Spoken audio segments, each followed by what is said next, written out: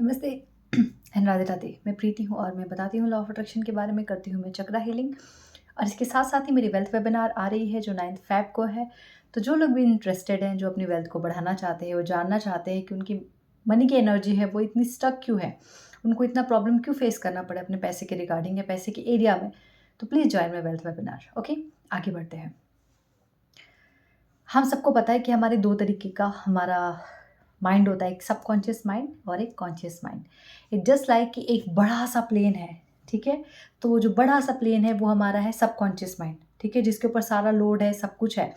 लेकिन उसको चला कौन रहा है? हमारा कॉन्शियस माइंड, ठीक है? जो बहुत छोटा-सा है, जैसे एक पायलट, ठीक है? पायलट प्लेन से बड़ा तो है नहीं, लेकिन फिर भी वो उसको चला रहा है।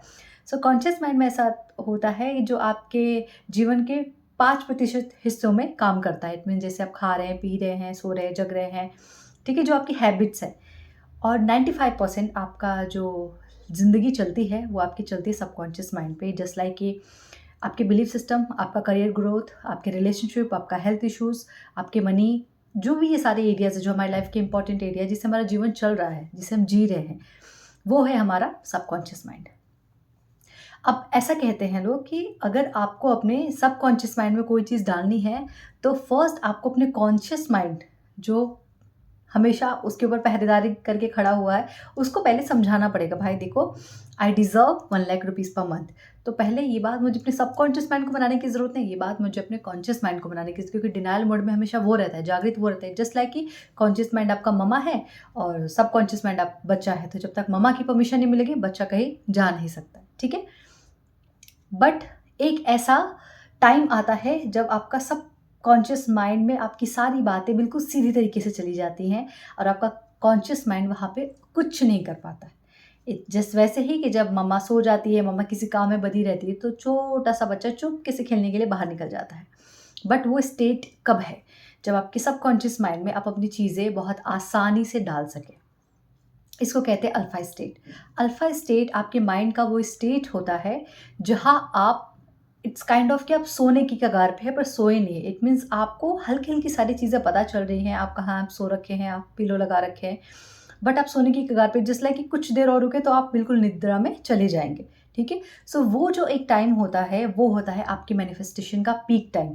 और ये पीक टाइम आप एक्चुअल में 2 बार महसूस करते हैं, जब आप सोने की कगार पे रहते हैं, मतलब रात में, और एक जब आप सुबह उठने की कगार पे रहते हैं, ठीक है? सो 2 टाइम पे ये जो अल्फा स्टेट में आप आसानी से जाते हैं। बट होता ये है कि इस टाइम पे लोगों को ये चीज़ों के बारे में पता नहीं है। तो जब आप सुबह उठते हैं तो ऑलरेडी आप chaotic माइंड के साथ उठते हैं, आप ऑलरेडी एक सडन क्या बोलते हैं, इम्पल्सिव मोड के साथ उठते हैं कि ये काम करना है, वो काम करना है, इसका बिल भरना है, उसका बिल भरना है, यहाँ जाना है, ऑफ़िस जाना है, लेट हो गया आज, बच्चे जल्दी नहीं निकल रहे हैं, उनका आज स्कूल भेजना है। तो ऐसी बहुत सारी प्रॉब्लम्स के साथ हम सुबह उठते हैं। रात में सोने जाते हैं तो वापस इसी प्रॉब्लम के साथ सोने जाते हैं, ऑफ़िस का काम रह गया, आज ये काम रह गया। जो होम मेकर है वो सोचते होंगे आज ये काम रह गया, कल वो सुखाना है, कल ये करना है, ये घर की सफाई यहाँ करनी है, बच्चों को पढ़ाना है, बच्चों को कल फिर से वापस से नाश्ता बनाना है। तो आप जो स्टेट में आप अपनी प्रॉब्लम का रिज़ॉल्यूशन ढूँढ सकते थे, अपनी प्रॉब्लम को साइड में रख के आप कुछ बेहतर मैनिफेस्ट कर सकते थे, अननोइंगली, जाने-अनजाने में आपने उस टाइम को अपने नेगेटिविटी को अट्रैक्ट करने में यूज़ कर लिया, राइट? ज़्यादातर ये होता है, ज़्यादातर लोगों के साथ है कि रात में सोते टाइम वो हमेशा टेंशन लेके सोते हैं, नेगेटिव मोड में सोते हैं, जब सुबह उठते हैं तो भी वो नेगेटिव मोड में ही रहते हैं, ठीक है? बट हम अब जब इस चीज़ को जान चुके हैं, तो हम इसका पूरी तरीके से फ़ायदा उठाएँगे।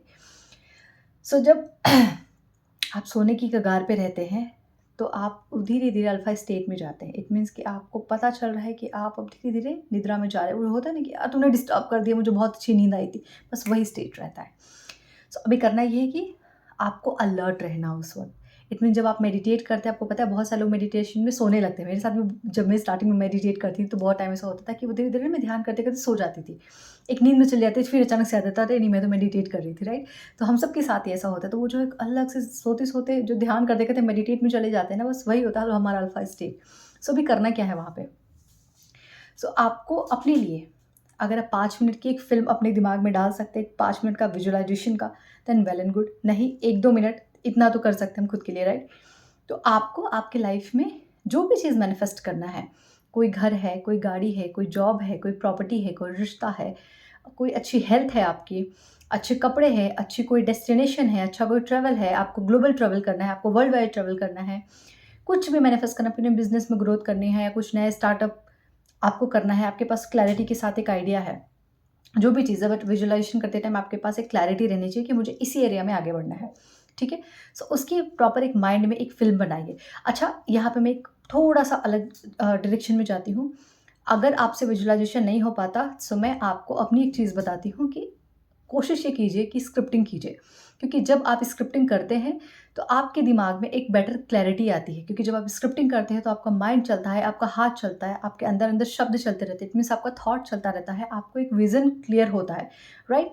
जब आप लिखते हैं तो आपको पता चलता है कि मुझे ये शब्द नहीं, ये शब्द यूज़ करना है, मुझे ये नहीं, मुझे प्रॉपर ये चीज़ें चाहिए होती है, right?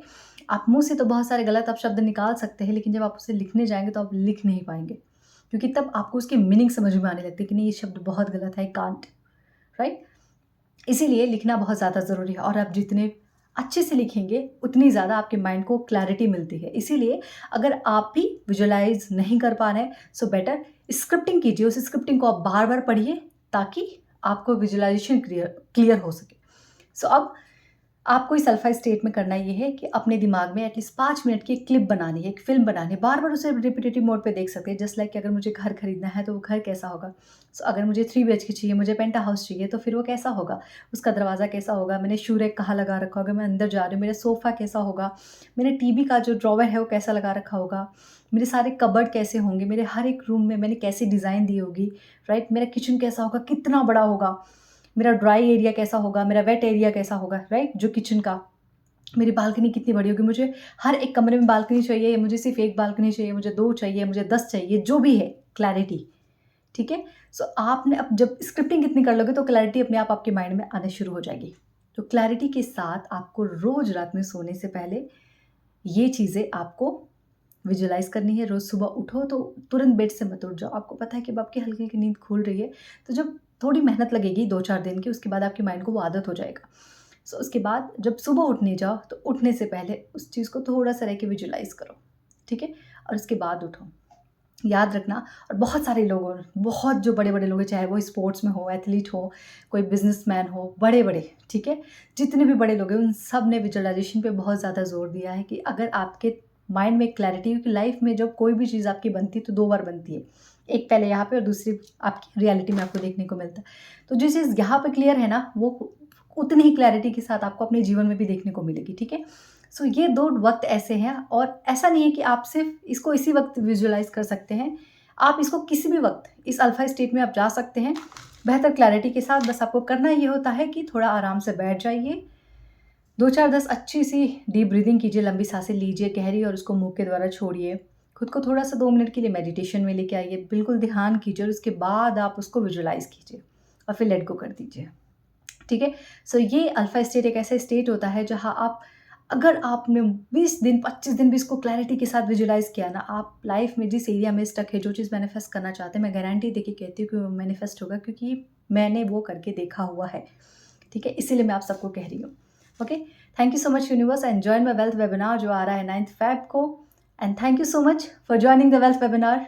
I appreciate and I love you guys. Thank you and God bless you.